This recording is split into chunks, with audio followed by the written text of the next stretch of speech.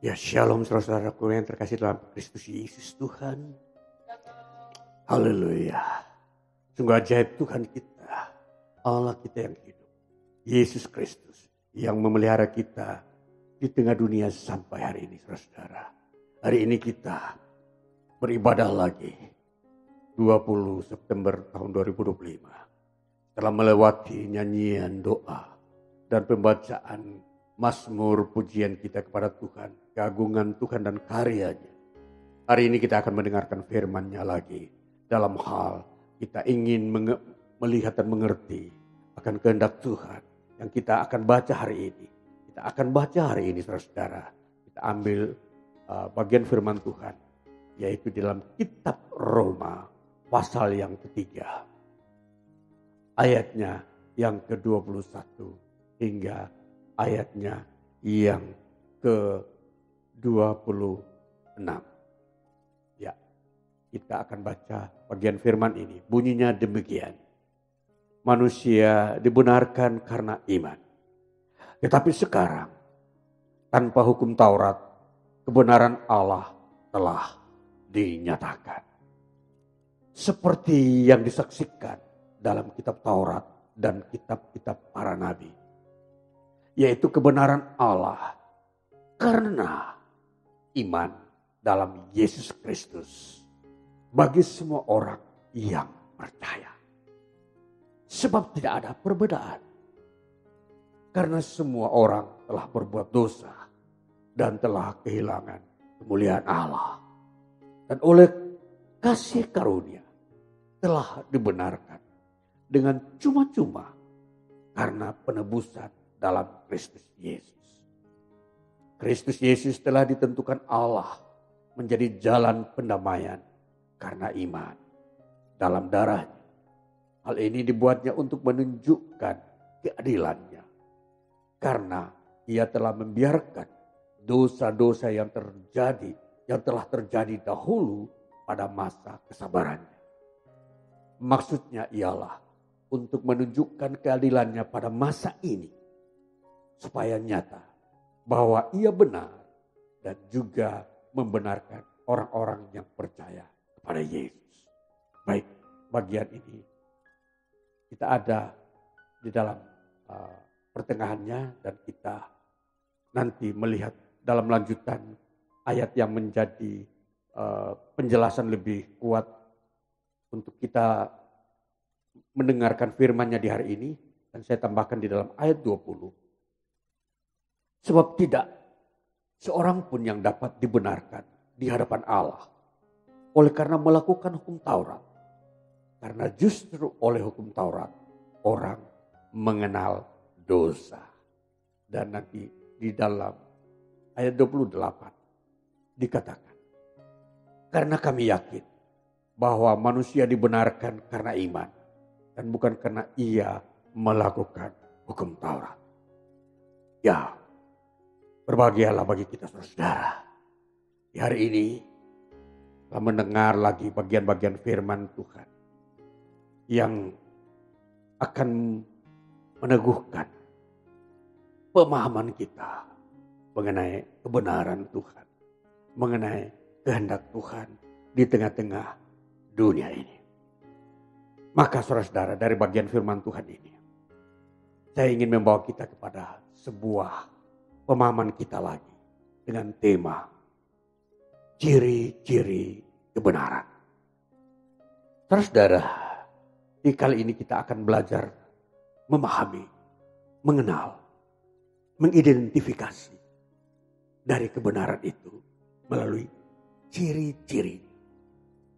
Jadi saudara, segala sesuatu di bumi ini selalu mempunyai karakteristik atau ciri-ciri. Baik kebenaran, baik kesalahan, baik segala benda-benda mati maupun makhluk hidup. Semua itu mempunyai ciri-ciri atau dikatakan jati diri atau hakikat daripada kehidupan itu. Jadi saudara, jadi kita mau melihat mau menelusuri ciri-ciri kebenaran. Jadi dari sini kita akan bisa mengenal pribadi kebenaran itu. Kita bisa mengenal kebenaran itu dengan pasti dan jelas, tidak samar-samar. Jadi tujuan ini bahwa kita akan diperteguh ketika kita bertemu dengan kebenaran, kita sudah tahu ciri-cirinya. Sehingga di dunia ini kita tidak bisa bimbang mengambil sebuah keputusan dan menerima sebuah ajaran yang memang mengandung kebenaran. Jadi bagaimana Alkitab mau menuntun kita untuk mengenal ciri-ciri kebenaran. Nah, baiklah saudara-saudaraku yang terkasih. Di dalam kitab Roma kita sudah baca ayat 20 dan sampai 26 ditambah dengan ayat 28 tadi. Bahwa di sini pertama kita mau melihat ciri-ciri yang diperlihatkan di dalam ayat ini. Kita melihat bahwa pertama, ciri-ciri kebenaran adalah dia bertentangan dengan dosa. Kita perhatikan ayat 20. Sebab tidak seorang pun yang dapat dibenarkan di hadapan Allah oleh karena melakukan hukum Taurat. Karena justru oleh hukum Taurat orang mengenal dosa. Dan ini saudara-saudara, dosa itu bertentangan dengan kebenaran. Maka ini ciri-ciri pertama. Setiap dosa itu bukanlah kebenaran. Nah, jadi pertama bahwa dosa bukanlah kebenaran. Namun kita perhatikan bahwa hukum Taurat itu adalah kebenaran. Tetapi justru membawa manusia kepada dosa. Ini sesuatu yang disebut paradoks, saudara-saudara. Di dalam teori paradoks ilahi, sesuatu yang datang dari Allah itu benar. Tetapi yang ditemukan di dalam kebenaran yang khususnya hukum Taurat justru menghasilkan dosa. Nah, ini yang disebut paradoks, pertentangan, paradoks ilahi. Berdasarkan kebenaran bahwa kebenaran itu tidak menghasilkan dosa. Nah, itulah saudara, kita masuk di dalam dimensi mengenal kebenaran itu memang didasari pada karakter pertama. Bahwa kebenaran tidak membawa manusia kepada keberdosaan atau berbuat dosa. Ya. Jadi nanti kita melihat bahwa justru ada kebenaran yang memang melampaui hukum Taurat yang akhirnya membawa kita terlepas dari dosa tadi. Nah, jadi ciri-ciri yang pertama kita mau melihat dulu bahwa kebenaran bukanlah dosa. Yang kedua, kebenaran itu adalah iman atau percaya kepada Yesus. Nah, kita sudah lihat lagi di dalam ayatnya yang seterusnya. Dikatakan ayat 26 dikatakan. Maksudnya ialah untuk menunjukkan keadilannya pada masa ini. Supaya nyata bahwa ia benar dan juga membenarkan orang yang percaya kepada Yesus. Nah, jadi saudara-saudara, kita mau menemukan satu hukum baru, hukum yang benar-benar menyatakan kebenaran yang terlepas dari dosa tadi. Kalau hukum Taurat tadi dikatakan itu benar karena bersumber dari Allah. Tetapi dia membawa manusia untuk mengenal dosa.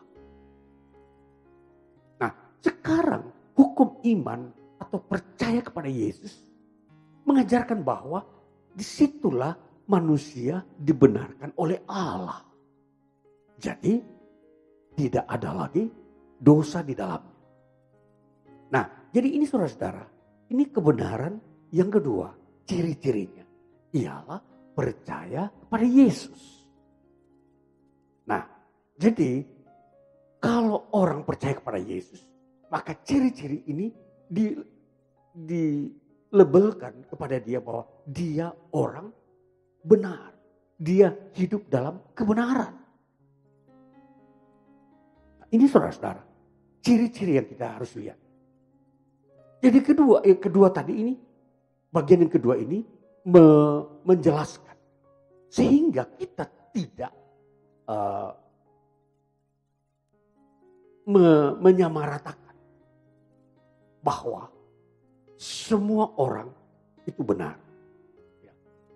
Maka ciri-ciri ini memberikan spesifikasi pengkhususan bagaimana kebenaran itu ada dalam diri seseorang. Nah, sehingga kita melihat ini sebuah standarisasi yang Allah berikan, ciptakan melalui wahyu. Nah, ketiga, bahwa ada sebuah sinkronisasi atau sebuah pengecualian. Bahwa yang ketiga ini yang disebut iman itu memiliki sinkronisasinya, memiliki hubungan secara tidak langsung dengan hukum Taurat. Nanti kita baca di dalam ayat yang ke-31. Dikatakan begini. Saya tambahkan ayat 31. Jika demikian, adakah kami membatalkan hukum Taurat karena iman? Sama sekali tidak. Sebaliknya kami meneguhkannya. Nah, kalau yang pertama tadi dikatakan hukum Taurat menimbulkan dosa. Itu karena penyebabnya belum ada iman. Ya, tetapi setelah ada iman, hukum Taurat itu tidak dihilangkan. Ya, malah itu diteguhkan. Nah, jadi saudara-saudara, di sini ada disebut sinkron atau hubungan yang secara tidak langsung dihubungkan. Dia memiliki sebuah relasi.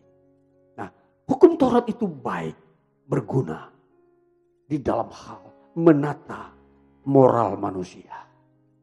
Dan itulah sebabnya iman disinkronkan dengan moral. Maka inilah dikatakan bahwa ciri-cirinya bahwa ketika seseorang percaya kepada Yesus, dia juga harus mengerti, mengetahui isi hukum Taurat dan melakukannya. Karena di situ membentuk moral manusia. Yang pertama, dia menghormati Tuhan. Kedua, dia menghormati sesama. Ketiga, dia juga menghormati orang tua. Dan bahkan menghormati dirinya sendiri. Nah, ini saudara-saudara, ini sinkronnya di sini.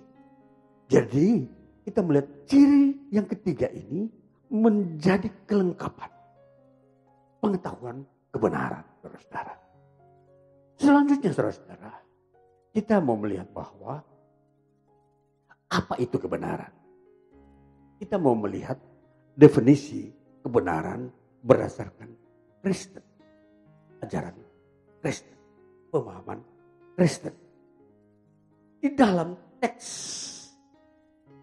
Alkitab, kebenaran itu mempunyai dua sisi. Satu, kebenaran berdasarkan hukum, dan yang kedua, kebenaran berdasarkan pribadi. Nah, kebenaran berdasarkan hukum yang seringkali disebut dikaiosune. Dan kebenaran yang berdasarkan pribadi yang sering disebut aletheia.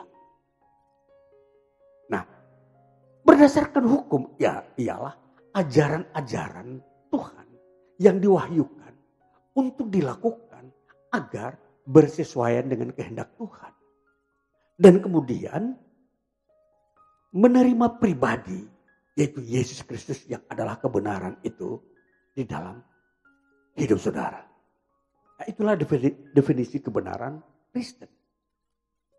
Maka ini saudara-saudara, di dalam ciri-ciri yang kita sudah melihat di situ, maka kita akan mengerti bahwa kebenaran yang Tuhan kehendaki di dunia ini telah kita ada di dalamnya.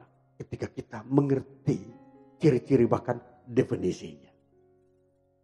Maka kita beribadah kepada Tuhan. Itu untuk membukakan rahasia-rahasia pengetahuan kita mengenai kebenaran. Supaya kita menjalani hidup hari lepas hari. Itu di dalam kebenarannya Tuhan.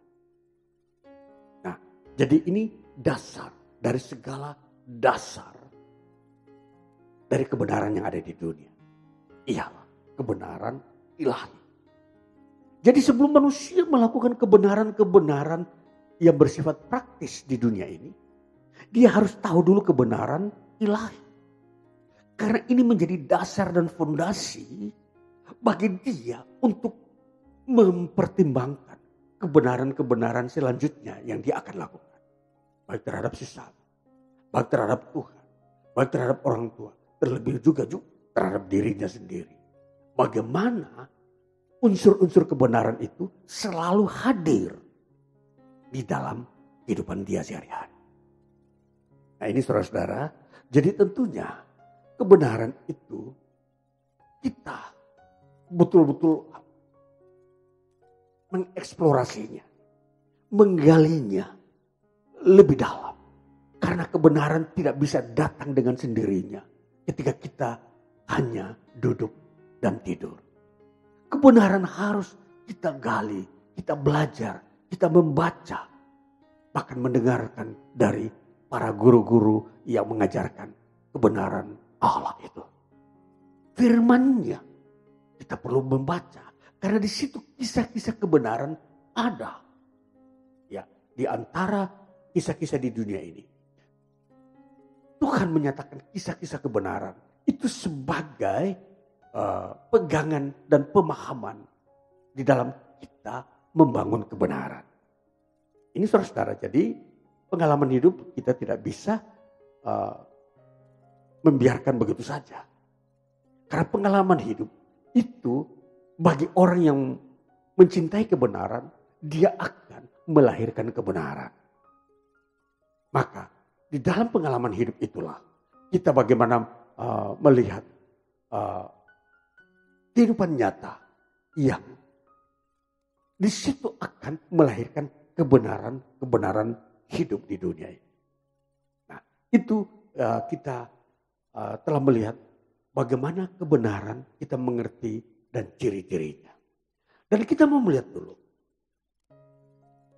hakikat kebenaran. Jadi di sini hakikat kebenaran Kristen itu satu, dia memiliki kepastian atau tidak ragu-ragu. Jadi kalau saudara memiliki kebenaran, sudah menerima kebenaran, maka di dalam diri saudara tidak ada keraguan-raguan. Tidak ada hal-hal yang bimbang. Karena ciri daripada kebenaran ialah memberikan sebuah kepastian di dalam hidup manusia, dalam diri seseorang, dalam diri saudara yang telah menerima kebenaran. Dia memiliki kepastian. Dia tidak bimbang. Dia tidak ragu. Nah itulah saudara-saudara. Maka di dalam kehidupan saudara-saudara yang menerima kebenaran, pasti di dalam diri saudara ada memiliki sebuah kepastian hidup. Tidak ada keraguan-raguan. Tidak ada juga di istilahnya bimbang menghadapi kehidupan di dunia ini.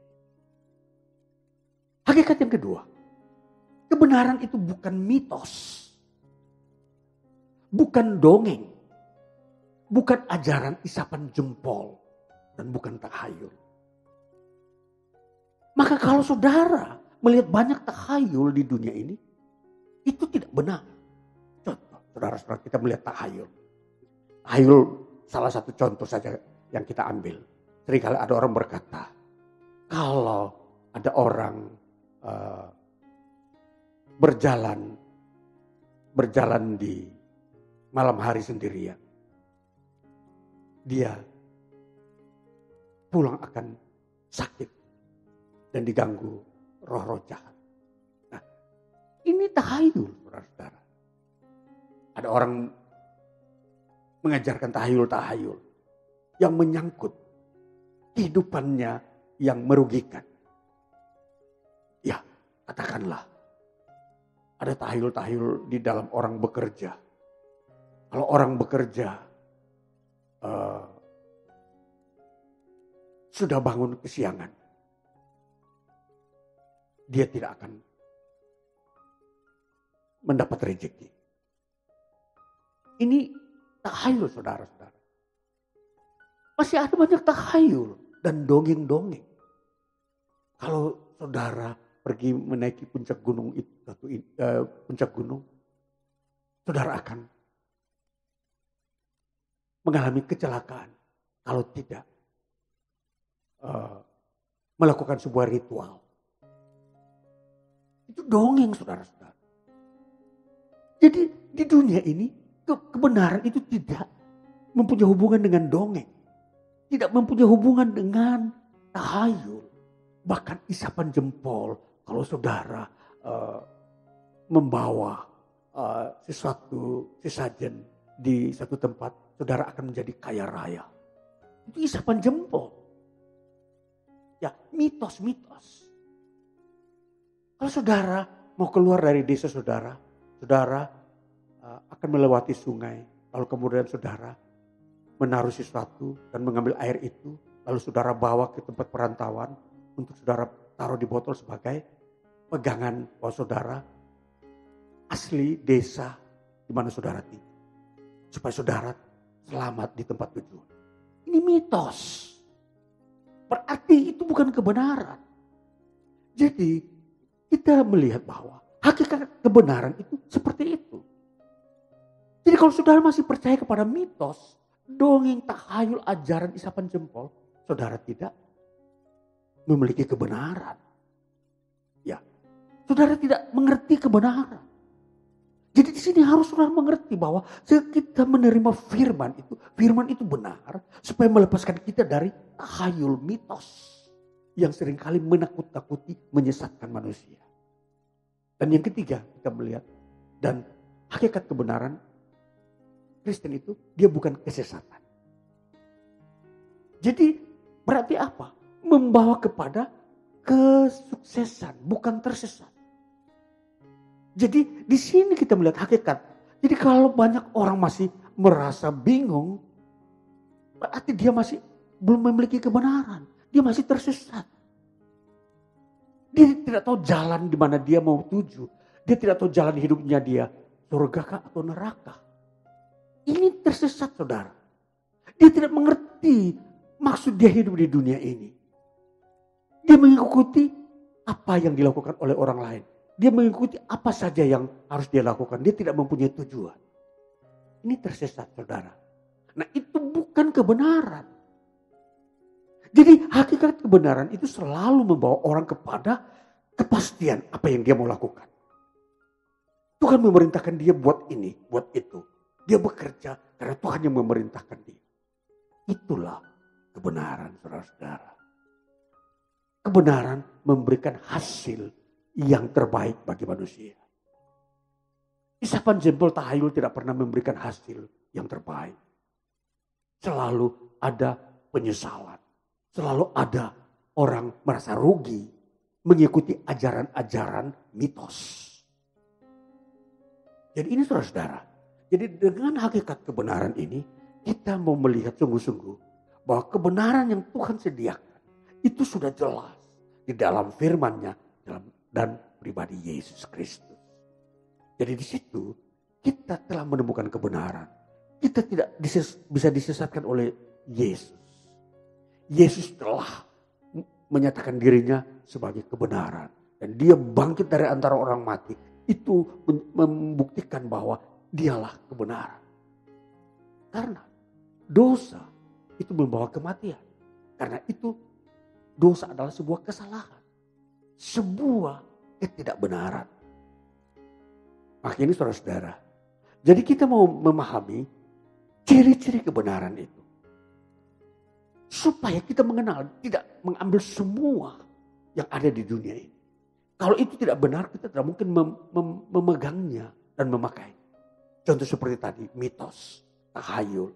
Tidak akan mungkin kita menggunakannya sebagai dasar kehidupan kita di dunia.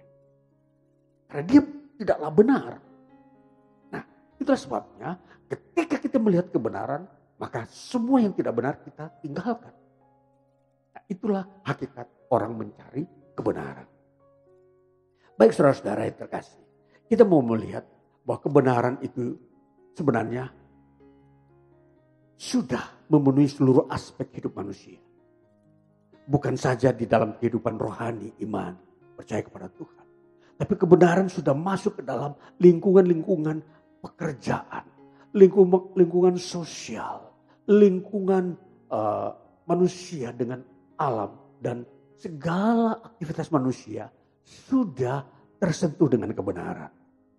Maka seringkali, saudara, di mana kita ada, objek apa yang kita sedang hadapi, agar kebenaran itu menjadi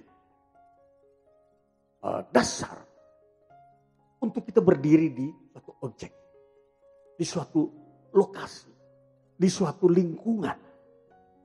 Nah, itulah kebenaran yang harus menjadi dasar. Contoh, kalau saudara objeknya adalah pekerjaan, maka saudara harus tahu bahwa kebenaran di dalam pekerjaan itu harus menghasilkan kebenaran juga. Jadi kalau suatu pekerjaan yang saudara kerjakan di dunia ini tidak menghasilkan kebenaran, maka itu bukan perintah Tuhan untuk saudara kerjakan. Contoh, ketika suatu pekerjaan itu adalah menjual produk-produk palsu yang membuat banyak orang rugi ketika membeli produk itu, maka ini bukan pekerjaan yang diperintahkan Tuhan untuk dikerjakan, karena menghasilkan sebuah perbuatan yang tidak benar karena merugikan banyak orang. Ya, sama halnya ketika saudara menjadi pejabat, itu pekerjaan benar. Tetapi di dalam keputusan-keputusan yang saudara buat merugikan banyak orang, bahkan menguntungkan diri sendiri, bahkan terlibat dalam korupsi, itu tidak benar. Maka itu status pejabat itu adalah tidak benar. Orang yang duduk dalam jabatan itu dia tidak benar. Dan dia melakukan pelanggaran. Karena memang apa yang dia lakukan tidak benar. Maka disinilah letak saudara-saudara. Kita berpikir mengenai ciri-ciri kebenaran. Jangan hanya melihat statusnya. Karena dia pejabat lalu dia pasti benar. Belum tentu. Jadi disinilah kebenaran itu sudah memasuki seluruh dimensi hidup manusia. Supaya kita mengerti kebenaran. Ya, jadi disinilah harus ada aturan-aturan yang kita harus ketahui mengenai kebenaran. Sehingga kita tidak dibodohi. Kita tidak disalahi, salah mengerti tentang sesuatu pribadi yang datang sebagai seorang, katakanlah seorang yang mempunyai status sosial atau status hierarki dalam pemerintahan. Dia memiliki jabatan-jabatan publik. Itu bukan standarnya. Yang dimaksudkan adalah kalau dia menjalankan fungsinya sebagai seorang pemimpin, dia harus memimpin orang yang dipimpin itu kepada kebenaran. Itu yang menjadi nilai ukuran yang kita harus pakai. Kita mengikuti seseorang yang memimpin kita. Kalau dia memimpin dalam kebenaran, maka itulah kita mengikutinya. Kalau dia tidak memimpin dalam kebenaran, kita tidak perlu mengikuti apa yang diperintahkan. Iya, jadi ini saudara, kebenaran itu menjadi dasar mutlak. Bukan kepada pribadi, tapi hukumnya itu. Jadi kalau pribadi tunduk kepada kebenaran, maka dia menjadi orang yang menjalankan kebenaran. Itu makna daripada dikaiosune, ajaran-ajaran kebenaran. Sedangkan aletheia adalah pribadi yang memiliki kebenaran dan menjalankan kebenaran. Itulah sebabnya Yesus berkata, aku adalah kebenaran. Ego eimi aletheia. Aku adalah kebenaran. Aku pemilik kebenaran. Aku melakukan kebenaran. Nah, ini saudara. Itulah sebabnya kebenaran yang kita punyai harus ada di dalam dua dimensi. Yaitu hukum dan pribadi. Jadi kalau kita percaya Yesus, kita harus menciptakan atau kita harus di dalam diri kita harus ada pribadi juga yang benar. Sehingga kita dapat menjalankan hukum kebenaran. Jadi kebenaran itu kita harus lakukan, tidak disimpan. Kebenaran tidak bisa disembunyikan di lemari perpustakaan. Dia tidak hanya tersimpan di dalam otak. Kita yang sudah mengerti, tapi dilakukan kebenaran itu, saudara. Jadi di sini kita melihat ciri-ciri kebenaran. Dan kemudian kita melihat di dalam ada seorang tokoh Kristen, dia mencoba mendefinisikan kebenaran. Dia bernama Martin Heidegger. Dia mengatakan kebenaran itu tidak tersembunyi. Jadi apa-apa yang tersembunyi itu tidak benar. Ya. Segala sesuatu yang tersembunyi, yang tidak bisa dilihat oleh mata, atau dia menyembunyikan diri, itu tidak benar. Ya. Jadi dia mengambil dalam sebuah istilah bebas, kata aletheia, itu artinya, dia mencoba menerjemahkan, itu artinya ketidaktersembunyian. Jadi berarti nyata. Aletheia itu artinya itu dia menyatakan diri, inilah saya loh. Saya. Dia berani memperlihatkan dirinya, inilah saya pelaku kebenaran.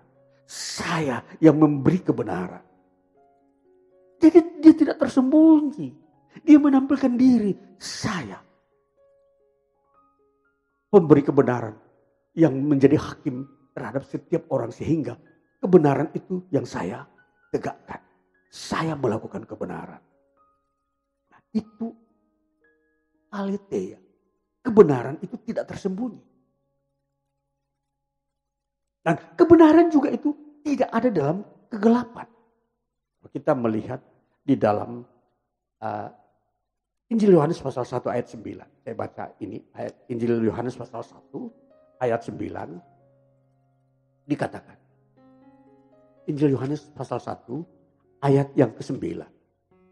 Bunyinya demikian. Terang yang sesungguhnya yang menerangi setiap orang sedang datang ke dalam dunia. Kebenaran itu sebenarnya terang yang sejati. Karena dia tidak tersembunyi. Kalau sesuatu yang tersembunyi itu dalam kegelapan. Sesuatu yang disebut sembunyi tidak mungkin bersembunyi dalam terang. Orang kalau bersembunyi itu selalu dalam kegelapan. Menyembunyikan dirinya, menutup dirinya supaya tidak dilihat. Dan tidak mau dilihat. Itulah kegelapan. Itu bukan kebenaran. Maka kebenaran itu selalu terang. Memperlihatkan dirinya. Ini saudara-saudara. Jadi dia tidak mungkin main di belakang-belakang. Dia harus transparan. Memperlihatkan diri. Ini saya yang sudah melakukan kebenaran. Saya hidup di dalam kebenaran. Jadi istilah sejati itu artinya alekinon. Di dalam Injil Yohanes 1 ayat 9. Terang yang sejati. Phos to aletinon. Jadi aletinon ini artinya sejati. Jadi dia benar itu artinya sejati. Artinya murni, tulen 100%. Jadi kalau benar tidak ada 90%. Selalu 100, tulen, asli. Nah, ini saudara-saudara, jadi ciri-cirinya kebenaran seperti itu. Maka Yesus adalah kebenaran yang sejati. Dan kebenaran ini menjadi dasar bagi setiap kebenaran-kebenaran yang ada di dunia ini. Di dalam bertingkah laku, di dalam kita bekerja, di dalam kita beribadah. Ibadah pun harus di atas dasar kebenaran. Yesus berkata, orang-orang akan menyembah Allah dalam roh dan kebenaran. Beribadah pun dalam kebenaran. Bukan dalam kepura-puraan, kemunafikan. Tidak ada. Jadi semua unsur kebenaran itu sudah masuk dalam seluruh dimensi aspek kehidupan manusia. Sehingga disitulah penghakiman Tuhan akan nyata kepada setiap orang di muka bumi yang hidup dalam kebenaran. Yang tidak hidup dalam kebenaran akan dihakimi di hukum Tuhan. Jadi hubungannya juga dengan ibadah. Orang menyalahgunakan keuangan di dalam pelayanan. Menyalahgunakan pelayanan untuk mendapatkan kekayaan. Itu bukan kebenaran. Ya, maka dari sini kita mempelajari kebenaran supaya kita tahu. Sehingga kita tidak salah dalam ibadah. Orang yang datang ibadah hanya untuk mencari keuntungan. Itu bukan kebenaran. Dia tidak beribadah dalam kebenaran. Nah ini saudara. Jadi kebenaran itu selalu terang. Dia tidak sembunyi, tidak mempunyai motivasi ganda. Motivasi tunggal, kebenaran itu selalu tunggal satu. Aku mau datang ke gereja hanya untuk beribadah. Titik. Tidak ada yang kedua. Maka inilah kebenaran. Maka saudara-saudara, kebenaran itu kalau sudah dikatakan sejati, murni, berarti ibadah itu pun murni. Saudara-saudara sungguh-sungguh mau beribadah dan mendengarkan firman-Nya. Hidup motivasinya beribadah saja. Menyembah Tuhan dan terus beriman. Itu arti kebenaran. Selanjutnya saudara-saudara, kita mau melihat. Dikatakan bahwa kebenaran itu sesuatu yang keberadaannya dasein. Dasein itu apa? Penemuan. Keberadaan. Kebenaran adalah suatu keberadaan penemuan manusia. Di dunia ini yang ditentukan pada saat yang sama oleh kebenaran maupun ketidakbenaran. Jadi manusia ditentukan untuk memilih menemukan keberadaan kebenaran itu. Kalau manusia tidak bisa menemukan keberadaan kebenaran, maka di saat yang sama mereka disebut ketidakbenaran. Contoh, ketika saudara beribadah itu benar. Tetapi di dalam sikap beribadah itu, saudara mempunyai motivasi yang tidak benar dalam ibadah. Itu hanya mau mencari kekayaan. Keuntungan materialisme diri sendiri. Saat itu pula saudara tidak benar. Jadi ketidakbenaran dan kebenaran bisa ada di mana-mana. Di tempat saudara beribadah, di tempat saudara berdoa, di tempat saudara bekerja, di tempat saudara beraktivitas dan bergaul. Kedua-duanya selalu ada. Maka waspada. Ketika saudara berkomunikasi dengan orang lain. Kalau saudara mempunyai motivasi kebenaran, maka yang benar ada di dalam diri saudara. Kalau saudara berkomunikasi dengan orang lain tapi motivasinya untuk tipu-tipu, maka saat itu juga ketidakbenaran ada di dalam komunikasi itu. Maka saudara-saudara, di dunia ini antara kebenaran dan ketidakbenaran selalu tampil bersamaan. Maka jangan berpikir saudara berkata, oh kalau di gereja pasti tidak ada ketidakbenaran. Selalu ada kebenaran. Keliru saudara-saudara. Saudara ketika datang di gereja pun, ketidakbenaran itu pasti mengikuti pikiran-pikiran saudara. Karena di saat itu juga bisa ketika duduk di kursi di dalam gereja yang semula dari rumah benar sampai di gereja duduk, pikiran saudara berubah untuk melakukan hal yang tidak benar. Yaitu apa? Ingin mencari pujian dari orang lain bahwa saya ini aktif di gereja. Saat itu saudara tidak benar. Ingat. Jadi motivasi di dalam beribadah hanya untuk mengenal dan mempersembahkan diri kepada Tuhan. Bukan untuk kita dipuji orang. Itu saudara. Ini yang diperhatikan. Jadi kebenaran itu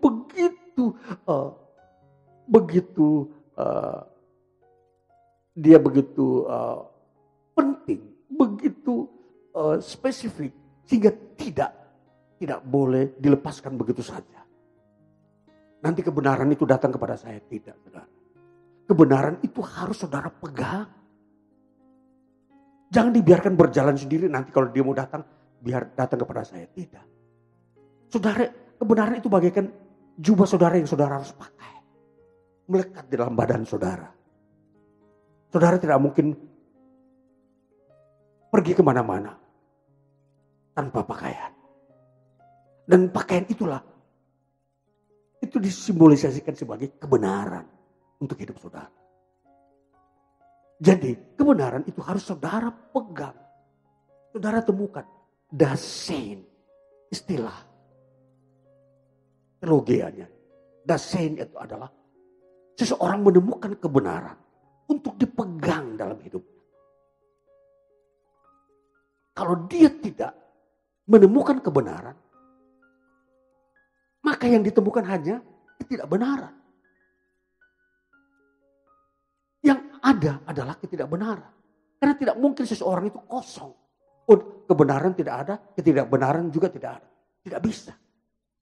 Kalau dalam diri seseorang ada kebenaran, maka ketidakbenaran itu disingkirkan. Tidak ada dalam dirinya. Tetapi kalau seseorang itu tidak memiliki kebenaran, maka di dalam dirinya ada ketidakbenaran. Nah, ini saudara-saudara, ini situasi polemik hidup manusia. Maka kebenaran itu dia harus kita benar-benar pegang.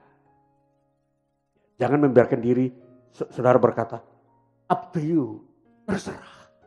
Kalau kebenaran mau datang, silakan. Kalau tidak datang juga silakan. Tidak bisa begitu saudara. Kebenaran itu harus kita cari. Maka ke gereja tujuannya adalah mencari. Ya. Kalau sudah menemukan, jangan dibiarkan begitu saja tergeletak di otak saudara. Itu harus dilakukan. Nah ini saudara-saudara, kembali kita melihat bahwa kebenaran itu mengungkapkan fakta tersembunyi. Jadi ada hal-hal yang tersembunyi, itu dibukakan oleh kebenaran. Jadi kebenaran itu akan membukakan, sesuatu itu yang fakta, itu dia berbohong. Maka kebenaran itu akan bisa meyakinkan bahwa seseorang itu berbohong. Karena kebenaran mempunyai ciri-ciri. Ya. Jadi kalau orang berbohong, kebenaran bisa menjelaskan kamu berbohong. Kamu berdusta. Nah ini saudara. Jadi kebenaran itu dia membukakan hal-hal fakta-fakta yang tersembunyi. Termasuk dosa, setan. Iblis itu dia bersembunyi.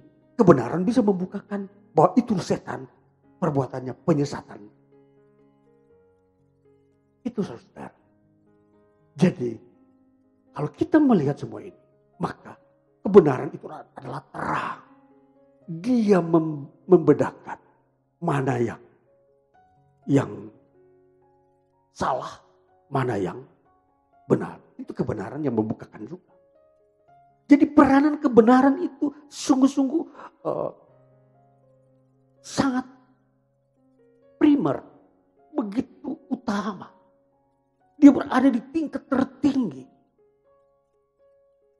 Jadi kebenaran dia menerangkan sesuatu itu salah. Maka kebenaran yang bekerja, bukan kesalahan. Kesalahan tidak bisa menyatakan bahwa itu benar, ini salah, tidak bisa. Yang menjelaskan sesuatu itu benar dan salah hanya kebenaran. Jadi kebenaran itu miliknya Allah. Maka Allah yang menjelaskan, menghakimi, yang ini benar, yang ini salah. Jadi ini saudara-saudara, karakteristik kebenaran itu seperti itu. Ya, lalu kita mau melihat dalam dunia ilmu pengetahuan. Di situ selalu ditampilkan kebenaran. Seseorang menyelesaikan studi-studi kesarjanaan itu berdasarkan kebenaran. Maka ilmu pengetahuan adalah salah satu unsur kebenaran yang manusia juga harus memegangnya dan memilikinya. Karena memang kebenaran itu mempunyai kegunaan, saudara-saudara. Kegunaan hidup di dunia ini itu juga ilmu pengetahuan kebenaran. Namun kegunaan kebenaran yang lebih tinggi adalah keselamatan, iman di dalam Yesus Kristus. Itu yang menjadi tertinggi. Maka ini saudara-saudara, kalau kita memperhatikan bagian-bagian kebenaran, ciri-cirinya begitu banyak orang telah membukakan kebenaran-kebenaran berdasarkan ilmu pengetahuan. Baik itu Aristoteles, tokoh-tokoh filsafat, baik itu Plato, baik itu Socrates. Mereka tokoh-tokoh filsafat terkenal yang mengungkapkan kebenaran. Maka kalau kita memperhatikan kebenaran mempunyai atribut. Atribut kebenaran itu maha hadir. Dimanapun saudara pergi di penghujung bumi ini, di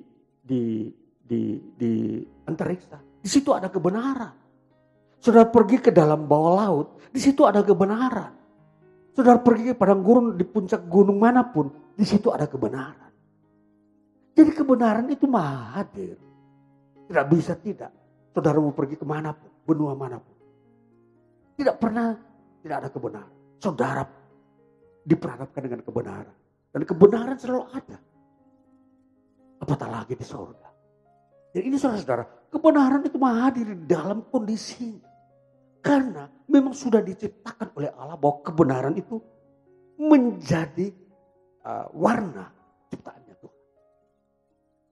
Kemudian, atribut yang kedua dari kebenaran itu bersifat kekal. Kebenaran itu bukan hari ini benar besok salah.